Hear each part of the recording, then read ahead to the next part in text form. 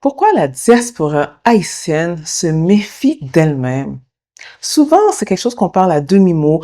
On se dit, ah, mais tu sais, les Haïtiens, là, ils aiment pas trop travailler ensemble. Ou bien, ah, tu sais, nous, on a de la difficulté à se faire confiance. Ouais, c'est un gros problème. Mais derrière tout ça, il y a une histoire, hein. Il y a des histoires. Il y a surtout des blessures et des incompréhensions générationnelles. Mais la vraie question, c'est comment est-ce qu'on peut arriver à se faire confiance pour reconstruire un Haïti? Comment est-ce qu'on peut arriver à se mettre ensemble pour travailler ensemble pour Haïti? Les racines historiques de la méfiance ne viennent pas de nulle part, hein. On a vécu des siècles de violence, euh, d'instabilité, d'inégalité, de lutte de pouvoir, de colorisme aussi. Bon, on le vit encore, du classisme, des héritages générationnels, des luttes de capital. Donc ça, là, tout ça, c'est un poids. La population a souvent dû se méfier l'un de l'autre pour survivre. Le manque de justice, l'impunité, euh, les trahisons politiques, tout ça, là, ça laisse des marques, des cicatrices dans la culture. Et même quand on quitte le pays, on part avec tout ce bagage sur notre dos. On part avec toutes ces histoires, cette méfiance, cette façon de négocier ou bien de voir l'autre. On reste sur nos gardes entre nous et même lorsqu'on arrive à l'étranger, on apporte toute cette façon de vivre, cette dynamique, cette façon de bouger, d'interagir entre Haïtiens. Donc, même si on n'est plus dans un espace ou dans un environnement de méfiance, ben, on reproduit ces comportements qu'on a appris dans un milieu, dans un système qui demande de la méfiance pour survivre. Malheureusement, nos parents, quand je dis qu'ils le veulent ou non, arrivent avec ce bagage-là. Ils arrivent avec ce bagage-là parce qu'on voit ensuite que, euh, avec cette question de classe sociale, de différence, et si les parents sont arrivés assez âgés au Québec, du coup, ils vont avoir un petit peu de difficulté à voir comme personne égale ou à vouloir développer des amitiés profondes avec des personnes qui en Haïti euh, étaient d'une classe sociale différente ou plus basse, par exemple.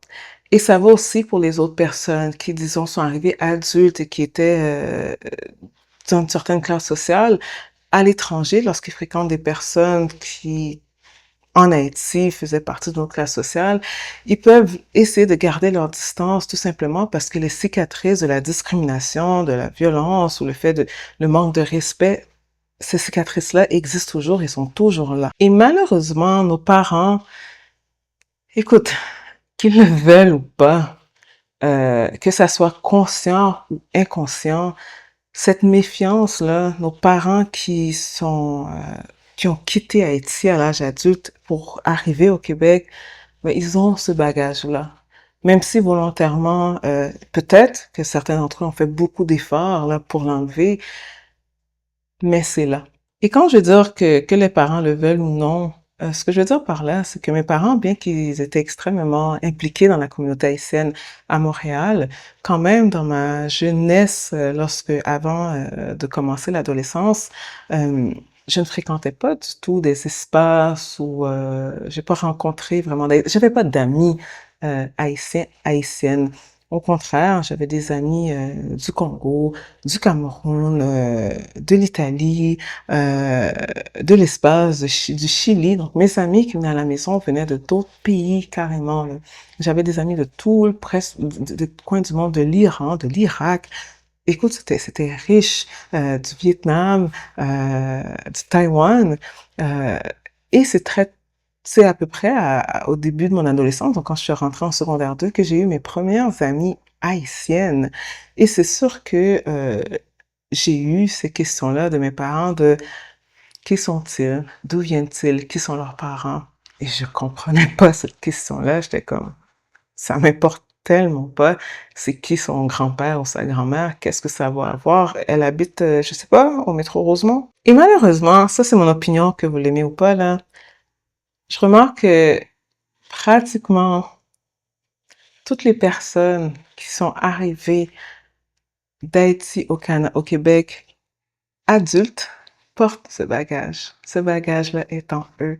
Toutes les personnes qui ont pu voir et qui ont surtout pu comprendre ces dynamiques-là en Haïti, et même ceux qui ont dû vivre cette expérience-là, ceux qui ont vu l'expérience de leurs parents, qui ont vécu la discrimination ou leur famille, c'est là. Après 20, 30 ans au Québec, c'est encore là. Un autre élément, c'est un petit peu le choc culturel, la différence des perceptions. Ça s'applique chez les jeunes de deuxième ou troisième génération qui, eux, ont grandi, par exemple, au Québec, au Canada ou bien dans d'autres pays, où est-ce que, au contraire, ils ont vécu dans des systèmes beaucoup plus égalitaires, beaucoup plus universels, où est-ce qu'on fait un petit peu plus confiance en l'État, où est-ce qu'on a accès à des services de santé, des services éducatifs, etc., qui sont plus ou moins là, accessibles un petit peu à tous et toutes. Donc, cette question, bien cette différence d'opportunités est, on peut pas dire, elle est présente, mais elle n'est pas aussi expanded, elle n'est pas aussi large que ce qu'on peut retrouver dans un pays comme en Haïti. Donc, eux autres sont habitués à ce que dans une école publique, on peut se retrouver, bien qu'il y a des écoles privées, que c'est pas tout le monde qui se permette certaines écoles privées, mais quand même, on peut se retrouver dans une école publique avec des personnes où est-ce que leurs familles, leurs parents ont des réalités, soit économiques, sociales, éducatives complètement différentes. Donc ici, on t'apprend à croire que tu vis dans un système qui fonctionne, dans un système qui te veut du bien. Et parfois, mais les jeunes bon, les jeunes, je suis plus jeune là, mais les personnes de deuxième ou de troisième génération qui entrent en contact avec d'autres Haïtiens ou Haïtiennes qui ont quitté Haïti très tard dans leur vie ou encore qui sont de nouveaux arrivants et qui, eux, au contraire, ont grandi ou sont devenus adultes dans un système de méfiance, mais il peut avoir un genre de choc parce qu'on ne comprend pas, cette méfiance-là, on ne comprend pas d'où ça sort. Et ce qu'on remarque après, c'est que, comme je dis, les gens de deuxième, troisième génération, ils comprennent pas les Haïtiens qui sont méfiants. Et ces Haïtiens-là, qui ont grandi dans d'autres espaces où est-ce que la méfiance est une méthode de survie, vont trouver les autres jeunes un petit peu trop idéalistes, un petit peu trop naïfs. C'est comme s'ils comprennent pas la vie. Mais d'un autre côté, la vie, pour moi, n'a rien à voir avec la méfiance. La vie, pour moi, c'est euh, peu importe ton background, peu importe les opportunités que tu as eues, tu dois avoir les mêmes opportunités que moi. Et si tu n'as pas eu le privilège d'avoir accès à certaines ressources, c'est mon devoir, c'est mon obligation de m'assurer que tu les aies tout comme moi. Mais en réalité, personne n'a tort. C'est juste que ça crée des distances, des incompréhensions, et une genre de confusion collective qui nous empêche très souvent d'avancer ensemble. Le troisième élément, c'est l'entraide individuelle dans un système absent. Souvent, tu vas entendre que les gens disent les Haïtiens ne s'entraident pas, les Haïtiens ne se supportent pas, mais au contraire, je crois que euh, même après, là, quand j'ai fait mes études en gestion philanthropique, quand tu compares la société haïtienne, bon, en Haïti versus ce qu'on vit au Québec, les Haïtiens s'entraident énormément. C'est juste que c'est une entraide individuelle dans une société qui fonctionne pas. Et au Québec, cette entraide individuelle-là est plutôt absente. On n'est pas si à l'aise avec cette entraide individuelle parce que le système fonctionne. Euh, Ce que je veux dire par là, et pourquoi est-ce que ça crée un choc, c'est que en tant que jeune qui de la deuxième, troisième génération, qui à cause de la situation du pays a entendu des discours quotidiennement de sa famille, de ses parents, qui ont peur d'Haïti, qui veulent pas que leur enfant aille en Haïti à cause des violences, à cause de ce qu'on entend dans les médias, et ce qu'on entend généralement, c'est assez très proche de la réalité, de la vérité. Et donc, ces jeunes-là, ils ont une certaine distance avec leur famille, avec des cousins, avec des cousines. Et ces cousins, cousines-là, quand ils te parlent, quand ils t'appellent, ben, eux autres, ils vivent dans une société où l'État est absent. Donc, tu vas voir qu'en Haïti, entre Haïtiens, là, c'est normal que toi, tu as une nièce, ben, l'État n'est pas là. Donc, tu dois prendre en charge la scolarité de... Désolée, je me corrige, hein. L'État est là, mais l'État est absent. L'État est dysfonctionnel dans plusieurs éléments. Donc, toi, en tant que tante ou bien cousine ou personne qui a un petit peu plus de moyens, c'est normal en Haïti dans ta tête que, écoute, Jocelyne, là, je dois me charger de son éducation parce que ses parents n'ont pas les moyens. Ou bien une telle va à l'hôpital, mais tu sais qu'à l'hôpital, il n'y a rien qui est inclus. Il va falloir payer les médicaments, payer les seringues, payer l'oxygène. Donc, c'est correct d'appeler deux, trois personnes pour qu'on se mette ensemble pour payer les frais d'une certaine personne. Donc, c'est assez courant, cette entraide-là. Mais toi qui es au Québec, qui n'es pas habitué avec ça, parce que l'école, là, écoute, tu sais, quand tu vas au cégep, ta session te coûte 150 $, là, puis que si tu le mets en gourde, c'est 20 000 gourdes, puis qu'en Haïti, ben, la session coûte 50 000 gourdes, tu sais, tu catches pas, tu comprends pas, puis tu te dis, mais c'est quoi 150 $, tu sais, même si tu travailles, là, à temps partiel, à 10 heures, semaine, je sais pas, là, à vendre, je sais pas, moi, ce que tu veux, là, à temps partiel, mais tu peux te permettre ça. Tandis qu'avec le salaire qu'en Haïti, non, tu peux pas te le permettre et l'éducation est extrêmement chère. Il y a un système en place qui fait que si tu as une urgence, tu peux aller à l'hôpital et dépenser vraiment le moindre.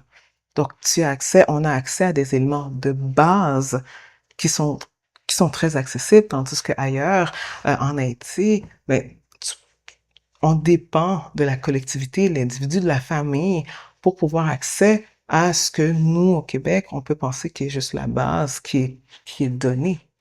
Donc ça, maintenant, quand tu as une relation avec ton cousin ou ta cousine en Haïti et que elle, son réflexe, c'est regarde, je te vois sur les réseaux sociaux, je vois que tu as beaucoup.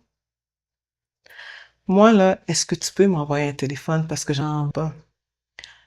Il y a comme une relation de dégoût parce que tu dis, mais pourquoi elle me demande toujours quelque chose? Pourquoi est-ce que c'est, tu sais, pour toi, c'est pas normal que tu débourses pour, euh, tu sais quoi, t'as un problème, tu peux pas te rendre, il y a pas d'autobus. Pourquoi t'achètes pas ta passe du mois, puis une fois que t'as payé ta passe du mois, mais tu peux aller à l'école? Ben, il y en a pas de passe du mois, puis beaucoup de personnes vivent au jour le jour, et tu serais surpris de voir à quel point est-ce que ça coûte cher de se déplacer pour aller à l'école.